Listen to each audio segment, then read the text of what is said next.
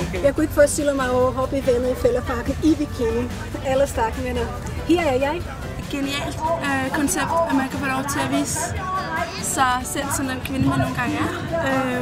Jeg har nok lidt mere end normalt, ikke? Men så er det jo sådan, at man skal vise, her er jeg, og sådan ser jeg ud.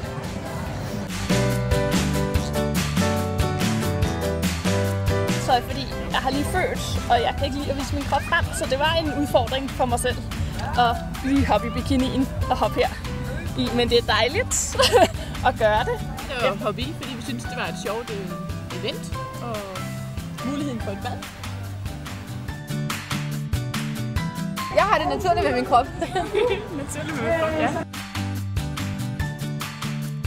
Rigtig lækkert skæld. Det er ikke engang koldt.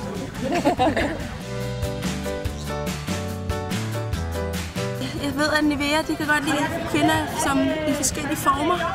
Og jeg har tabt mig, og jeg er mere glad for mig selv.